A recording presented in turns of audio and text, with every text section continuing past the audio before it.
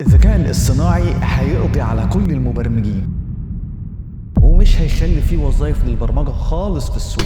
بس ثانية واحدة بس قبل ما تاخد الموضوع بالمعنى الحرفي، هو هيعمل كده فعلا بس مع المبرمجين اللي مش هيعرفوا يستخدموا الشات جي بي تي ومش هيخلوه جزء من شغلهم الطبيعي اليومي اللي هم بيعملوه إن كان في الشركات أو إن كان في التعلم.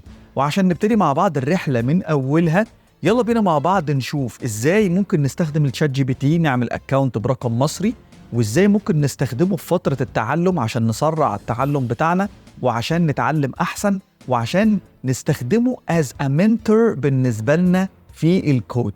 فيلا بينا نشوف الكلام ده هيحصل ازاي.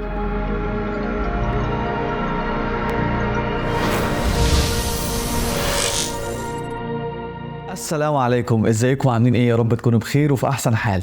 النهارده الحقيقه نتكلم عن موضوع مهم جدا بيرعب ناس كتير قوي، وفي نفس الوقت هو ممتع وشيق بالنسبه لناس اخرين. هنتكلم النهارده عن حاجات مهمه قوي في الفيديو، وهي ازاي نعمل اكاونت على شات جي بي تي برقم مصري. هنشوف ازاي نختار التقنيه المناسبه لينا وايه المواضيع المهمه اللي انت ممكن تدرسها في التقنيه اللي انت اخترتها. هنشوف ازاي نعمل ملخصات لكتب ونكتشف شويه تحديات ومسائل وتساعدنا في تعلم البرمجه.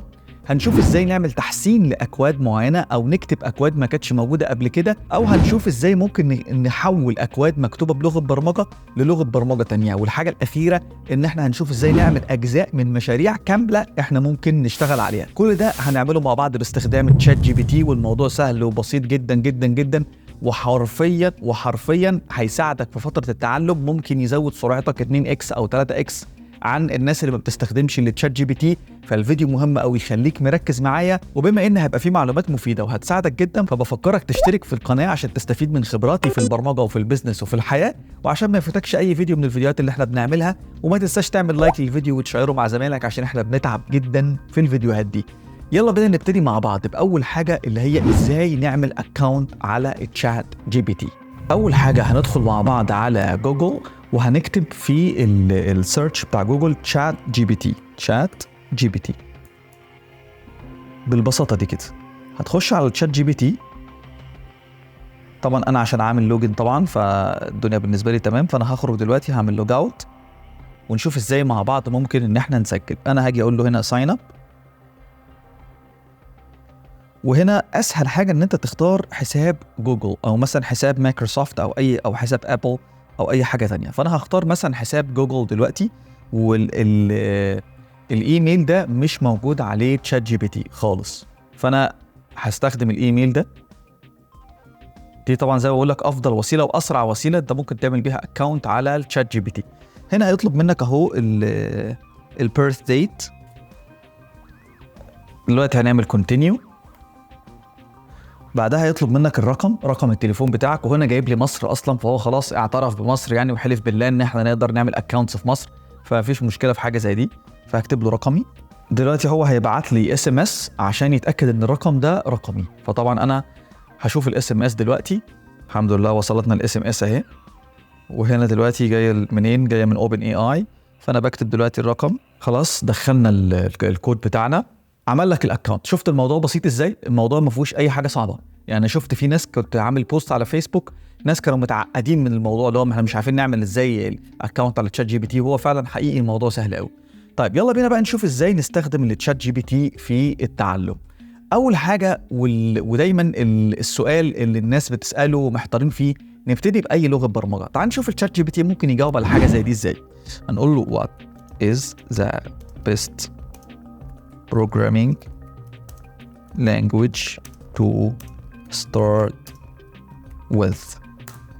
بالشكل ده. تعال نشوف الشات جي بي تي هيقول لنا ايه. بص الشات جي بي تي بيقول ايه؟ الراجل محايد وجميل ولذيذ، على عكس ناس كتير قوي في الكوميونتي بتاعتنا. يعني الراجل بيقول لك ان انت تبتدي بلغه برمجه، دي حاجه بتعتمد على حاجات كتير قوي. بتعتمد على ان انت عايز ايه، عايز ايه من لغه البرمجه دي، ايه المشاريع اللي انت عايز تبنيها بلغه البرمجه دي والكلام ده كله. فبيقول لك والله في بدائل كتير جدا، يعني في لغات برمجه كتير انت ممكن تبتدي بيها. عندك مثلا البايثون ممكن تبتدي بيها، الجافا سكريبت ممكن تبتدي بيها، عندك الجافا، السي شارب، الكلام ده كله. فطبعا يعني انت كل ما بقيت انت محدد اكتر مع الشات جي بي تي، كل ما بيجيب لك نتائج احسن. فاحنا ممكن نحدد سؤالنا اكتر ونشوف النتائج ممكن تكون ايه. what is the pros and cons of starting programming with مثلا نقول له مثلا C sharp and Java and JavaScript and Python. كده انا حددت له الدنيا اكتر، قلت له بص هات لي الايجابيات والسلبيات بتاعه اللغات دي، يعني لو انا ابتديت باللغه دي ايه الايجابيات والسلبيات، لو ابتديت باللغه دي ايه الايجابيات والسلبيات، بحيث ان انا دلوقتي النهارده مش لسه برضه ما عرفتش ابتدي بايه، لسه ما عرفتش ابتدي بانهي لغه ولا ابتدي بايه بالظبط، برضه لسه انا محتار والدنيا مش مظبطه، فخليت سؤالي مور سبيسيفيك، ودي من ضمن الحاجات اللي فعلا بتفرق قوي مع الشات جي بي تي. طيب نيجي هنا بص، مسك لك كل لغه برمجه وعمال حاطط لك عليها البروس والكونس اهو. قال لك اهو مثلا ادي عندك السي شارب، ادي البروس تمام، وادي الكونس بتاعتها بالتفاصيل. الجافا نفس الكلام تمام، الجافا سكريبت نفس الكلام تمام. بيقول لك مثلا السي شارب حلوه قوي في الكوميونتي بتاعت مايكروسوفت والحاجات بتاعتها، الجافا الكوميونتي بتاعتها عاليه جدا، البايثون سهله في البدايه، الجافا سكريبت لغه مشهوره بس هي يعني فيها يعني بتبقى صعبه شويه على المبتدئين. يعني الراجل بيبتدي يشرح لك ويقول لك ايه الدنيا ممكن تبتدي ازاي او تعمل ايه. طيب حلو قوي، يلا بينا بقى دلوقتي نخش على مرحله تانية، وهي مرحله ان خلينا نقول ان احنا اخترنا لغه مثلا زي السي شارب، فايه هي اهم التوبكس اللي انا المفروض اركز عليها؟ تعال نشوف. ممكن هنا الراجل يقول لي ايه، نقول له if I select C sharp what is the most important topics to learn.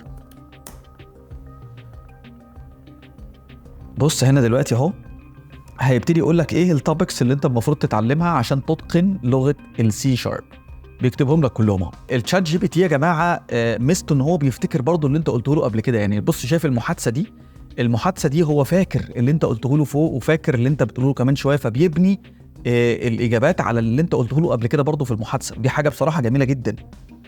وميزه برضو الشات جي بي تي ان هو يعني سهل جدا، انت كانك بتتكلم مع بني ادم حرفيا. ولسه هنشوف دلوقتي كمان تفاصيل اكتر مذهله في التعامل مع الشات جي بي تي اهو. بص بيقول لك البيزك سينتاكس والاو بي والميثود والفانكشنز والكولكشنز والاكسبشن هاندلنج والفايل والاي او واللينك يو، دي المواضيع كلها اللي انت محتاج تذاكرها از سي شارب عشان تبقى انت كويس في اللغه دي. طيب ده كلام جميل قوي. عايزين نبتدي نشوف بقى، نخش في تفاصيل اكتر. انا النهارده عايز اتعلم، فممكن تقول لي طيب ايه الكتب اللي انا ممكن اتعلم بيها في لغه السي شارب؟ يلا بينا. What is the best books for learning C sharp؟ شوف هو يعمل لنا ليست كده من افضل الكتب اللي ممكن نتعلم بيها C sharp.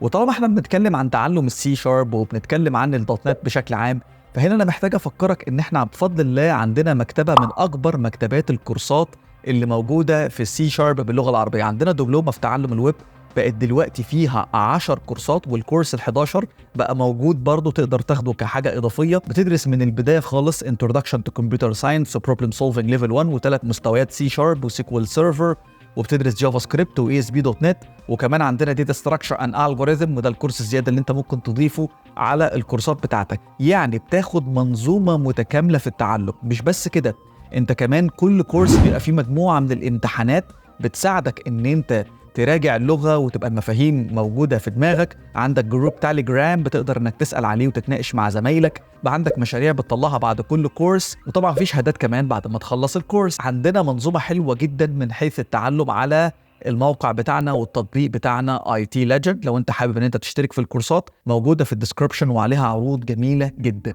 طيب نشوف الراجل بقى جاوبنا على ايه. الراجل هو بيقول لك ادي الكتب اهي، دي افضل الكتب اللي انت ممكن تتعلم بيها سي شارب. طبعا انت ممكن تختار لك فيهم مثلا اي كتاب وتبتدي ان انت تشتغل عليه. خلينا اقول له مثلا بص بقى الحركه دي بقى، دي من الحاجات الجميله قوي في الشات جي بي تي. ده مثلا اسم كتاب، اوكي، انا هاخد اسم الكتاب ده كده كوبي، وهاجي هنا كده واقول له بص ايه بقى، give me a summary of كذا book. انا اخترت كتاب منهم وقلت له الكتاب ده لخصه لي، بحيث ان انا مثلا لو انا بذاكر مثلا ورا كورس معين على يوتيوب مجانا مثلا او بذاكر من الدوكيومنتيشن او ايا كان، وعاوز بس اخد ملخص، يعني مش عاوز ادخل امسك الكتاب اقعد اقراه بتفاصيله كلها والكلام ده كله. طبعا هو هنا هو ابتدى يكتب لك اهو الحاجه، ابتدى يكتب لك الملخص اهو. بس طبعا هو الملخص بقى مش زي ما انت متخيل يعني هو الملخص بيزك قوي يعني. ممكن نمسك توبيك مثلا منهم، والتوبيك ده نبتدي نطلب مثلا لو هو يعمل لنا ملخص اكتر من كده. طبعا لو عنده هيجيب، لو ما عندوش مش يعني ايه، برضه هتلاقيه بيعمل لك حاجات كده ما هياش دقيقه قوي. فلذلك انت لازم تكون دايما بتراجع ورا الحاجات بتاعه التشات جي بي تي. طيب في بقى عندك كتاب انت لازم تعدي بيه وانت بتتعلم اي بروجرامينج لانجويج. الكتاب ده من الكتب اللي كل الناس بترشحه، واللي انا شخصيا برشحه لك ان انت لازم تقراه في رحلتك، وهو كتاب الكلين كود. ده بقى ليه ملخص، يعني لما جربت اطلب الملخص بتاعه لقيت لي. فانا ممكن اقول له ايه، give me a summary of clean code book. بص هنا، لان في ناس كتير ملخصين الكتاب ده من كتر ما هو كتاب قيم جدا وكتاب مهم، فهتلاقي الملخص موجود عنده. ده ملخص حقيقي لكتاب الكلين كود. بص هو بيلخص لك النقط اللي اتكلم فيها الكاتب اهو بتاع الكتاب، وبيقول لك كل نقطه ايه اللي المفروض يتعمل فيها بالظبط. وطبعا انت ممكن تمسك نقطه معينه وتقول له اكسبلين النقطه دي اكتر، فبتلاقيه بينزل لك بقى معلومات زياده. يعني مثلا على سبيل المثال خلينا نمسك مثلا حته مثلا زي ايه،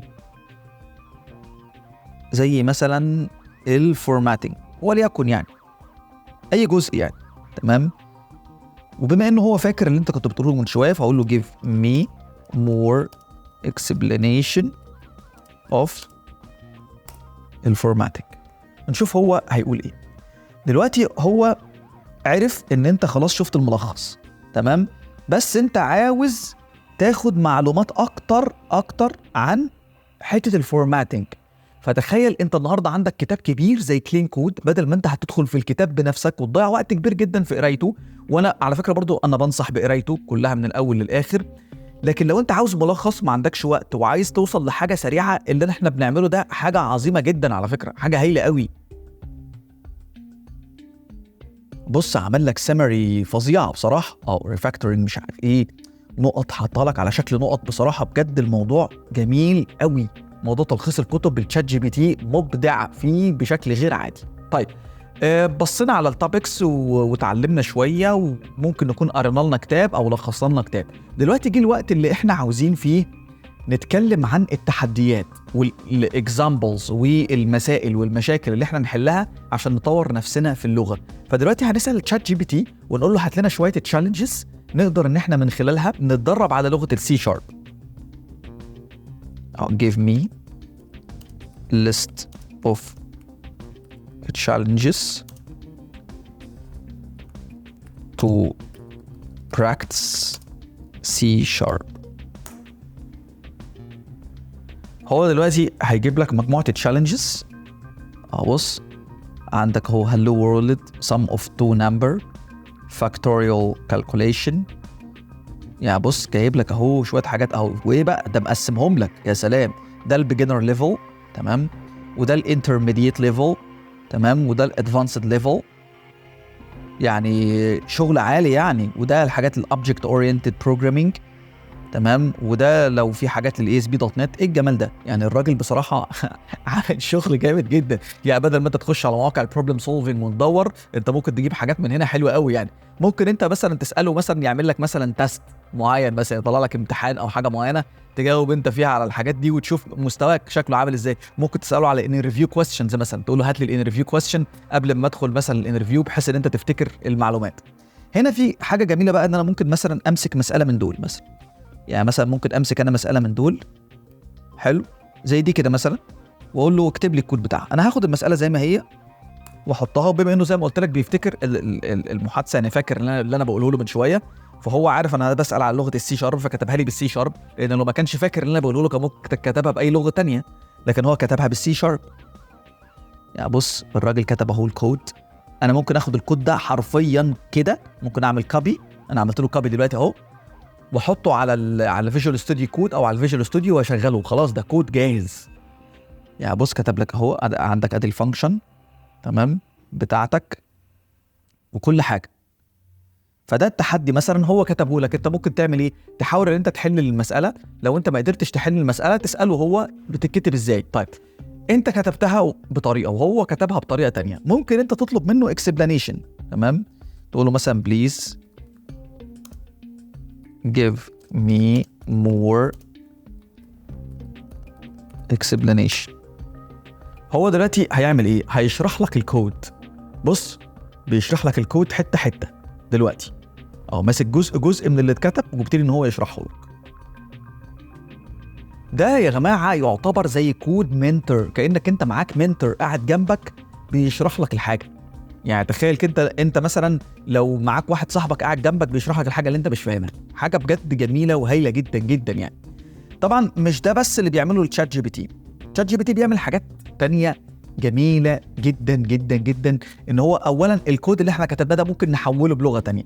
اقول له بص please convert code to Python. هو بيعتبر ان احنا في محادثه، فبالتالي هو فاكر اللي انا قلته له، فنفس الكود اللي اتكتب هيحوله لي البايثون. المفيد بقى في ايه الموضوع ده؟ ان انا مثلا ممكن اكون بتعلم برمجه بلغه مثلا الجافا سكريبت، وفي امثله كتير جدا موجوده قدامي بايثون، وموجود الحلول بتاعتها بالبايثون، بس انا عايز اشوف الحل شكله عامل ازاي بالجافا سكريبت. فانا ممكن قدامي ان انا اكتب له ان هو يكتب المساله وبعدين اقول له حولها، او انا اديله الكود واقول له حوله انت للغه اللي انا عاوزها بالظبط. في حاجه تانية طبعا بتحصل احيانا، ان ممكن يجي لك مثلا عميل في نص مشروع يجي يقول لك والله احنا عاوزين نخلي المشروع بتاعنا بيشتغل مثلا سيكوال سيرفر وماي سيكوال داتابيس. بيبقى في اختلافات طفيفه قوي في شكل الكويريز اللي بتبقى مكتوبه بالماي سيكوال. فانا ممكن اخد الكويري بتاعي بتاع السيكوال سيرفر واحطه هنا واقول له حوله لي الماي سيكوال كويري، فلو في اي اختلاف بسيط هو بيظبطه لي لوحده. فبالتالي شوف انت معاك اداه قد ايه بتساعدك على الانتاجيه. تعال نشوف دلوقتي بقى حاجه جديده. احنا طبعا كنا شغالين على مشروع معين في كورس السي شارب بتاعنا، والمشروع ده كنا بنشرحه يعني بشكل ابتدائي كده للناس، حاجه كده بسيطه كده وبنساعد الناس بيها يعني. كانك عندك مثلا تول بتجنريت مثلا باركود، الباركود ده بيطبع على الطبعه اللي ايه بتبقى موجوده في السوبر ماركت او الكلام ده كله. فعملنا فانكشن، الفانكشن دي انا عارف ان فيها شويه مشاكل، اسمها اللي هي get formatted category number. دي الفانكشن دي تخيل مثلا انت قعدت مع نفسك كتبت شويه كود، اوكي، والكود اللي انت كتبته ده انت عاوز تحسن الكود ده، او عايز تحوله لغه تانية، او عايز تعمل فيه اي حاجه، او عايز تعمل له دوكيومنتيشن، يعني عايز تكتب دوكيومنتيشن على الكود ده. هناخد الفانكشن دي دلوقتي ونديها للشات جي بي تي، ونشوف الشات جي بي تي ازاي هيحسن الفانكشن دي. انا هاخد بص الفانكشن واديها له، بس بما انه هو فاكر اللي انا عملته قبل كده، هتبص تلاقيه دلوقتي ممكن يحولها لبايثون. يعني هو هنا عمل يحولها لبايثون طبعا، وبيشرح يعني عمال يشرح لك اهو. ده والله بص بيقول لك ايه، والله ده str مش عارف ايه is used to convert the integer number اللي مش عارف ايه، ويعني قاعد بيشرح لك، يعني بيشرح لك القصه ايه. هو حول دلوقتي الفانكشن دي لبايثون. طيب انا دلوقتي مش عاوز احولها لبايثون، انا عايز ايه بقى؟ انا عاوز اعمل اوبتمايزيشن للكود. اقول له بليز make optimize.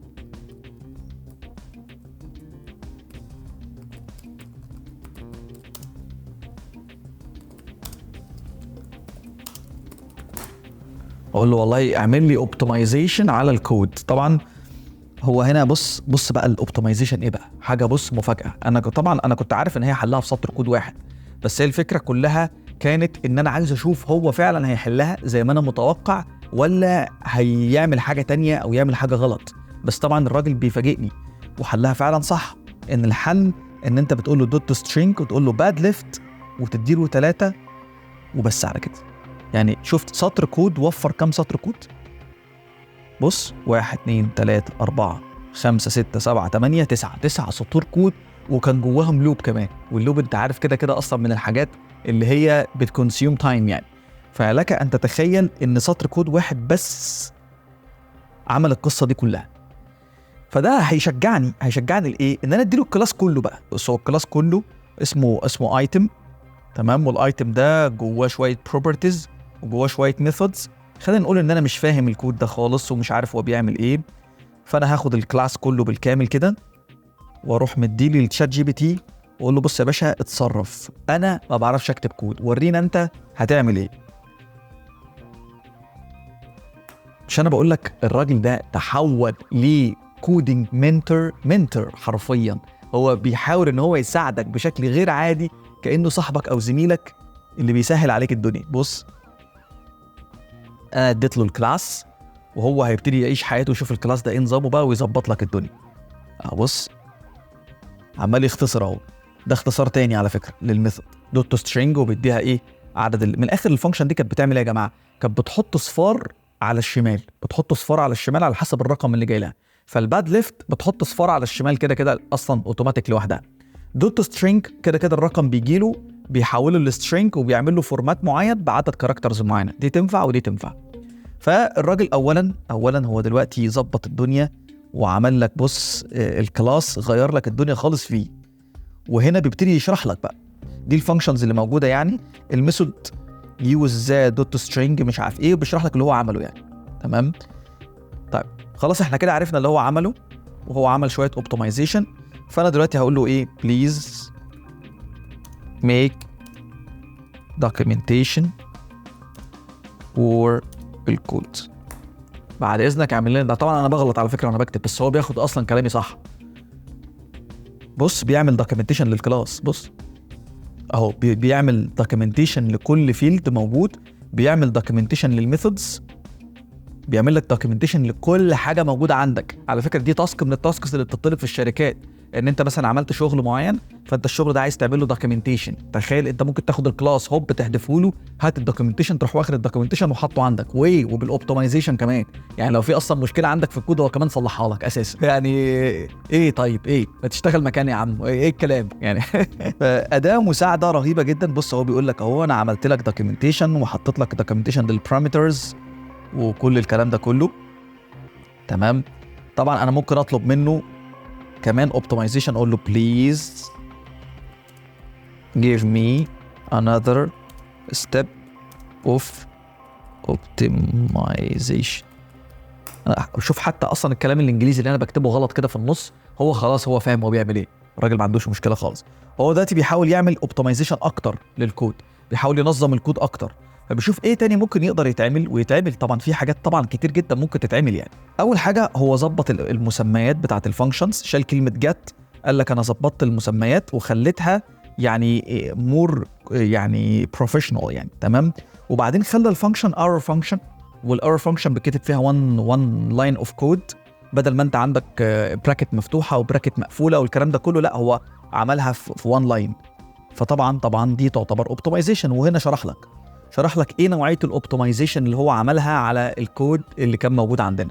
فلك ان تتخيل يعني الراجل قد ايه بيطلع نتائج جميله ونتائج هايله. تعالوا يلا بينا نشوف الجزء الاخير اللي احنا بنتكلم فيه، ان لو انا عندي مثلا مشروع، تخيل مثلا انا بشتغل على حاجه زي الاي اس بي دوت نت كور، وانا في مثلا حاجه معينه عايز اعملها ومش عارف اعملها. سي مثلا انا عايز اعمل ابلود لفايل وانا مش عارف ازاي الابلود بيتعمل في الاي اس بي دوت نت كور، على سبيل المثال كأن انا لسه داخل اتعلم من البدايه زيك. فهنا هكتب له اقول له ايه، اقول له write code to upload a file using ASP.NET Core. طبعا تقدر تستخدم الكلام ده لو انت بقى اللي بتشتغل باي تكنولوجي او بتتعلم اي حاجه. تخيل انت هو قاعد بتتعلم، عمال تاخد وتدي مع الشات جي بي تي، عمال يطلع لك نتائج، وانت بتتطور وبتظبط نفسك وبتتعلم كود احسن، تتعلم تكتب كود بطريقه افضل، بتتعلم تكنيكس جديده، بتلخص كتب، بتغير مثلا من لغه للغه، بتحل بروبلم سولفينج، كل ده بأداة واحده بس. بص يا سيدي، عمل لك كنترولر. يعني بص الناس اللي عارفين ASP.NET كور يعني مش كتب لي مثلا فانكشن، لا ده الباشا عمل لي الكنترولر كله بالكامل. فهنا بص ادي الميثود اهي HTTP post، تمام، وهي بتستقبل الفايلز وبيخش ويرفع الفايلز وكل الكلام ده كله. ده كود كده معروف بنستخدمه يعني. تمام وظبط لك الدنيا كلها. هنا حط لك حتى كمان الكونفيجريشن اللي انت محتاج تحطها في البروجرام دوت سي اس وكل الكلام ده كله. فادي الشات جي بي تي وادي الاداه العظيمه اللي اتعملت لنا. ما تخافش منها، مش هتستبدلك، مش هتبوظ لك شغلك ومش هتضيعك ولا الكلام اللي انت بتسمعه ده كله. الموضوع اسهل من كده بكتير خالص. دي اداه بتساعدنا في شغلنا، اداه بتساعدنا انتاجيتنا تكون احسن وتكون اسرع. واديك شفت بنفسك ازاي بتحسن من مستوى الكود بتاعك وازاي بتخليك انت تقدر تخلص شغلك اسرع. بس في نقطه مهمه جدا، ان في حاجات لو انت مش فاهمها، يعني زي مثلا موضوع الابلودنج الفايل، لو انا مش فاهم ايه اس بي دوت نت كور انا مش هعرف اخد الكود ده احطه فين. انا اصلا مش عارف احطه فين، لان انا اصلا مش فاهم التكنولوجي. وانت لو بتتفرج عليا ومش فاهم التكنولوجي زي اي حد ممكن يكون مش فاهمها، هتلاقي نفسك ماشي اوكي خلاص انت جبت لي الفانكشن، احطها فين بقى؟ ما انت ما تعرفش. فانت بالتالي كده كده لازم تتعلم، ولازم توصل لمستوى معين يخليك تقدر تستخدم الاداه دي بطريقه تفيدك. لو استفدت من الفيديو اعملوا لايك واعملوا شير مع زمايلك، ما تنساش تتابعنا على السوشيال ميديا، واشوفك على خير في فيديو جاي. سلام عليكم.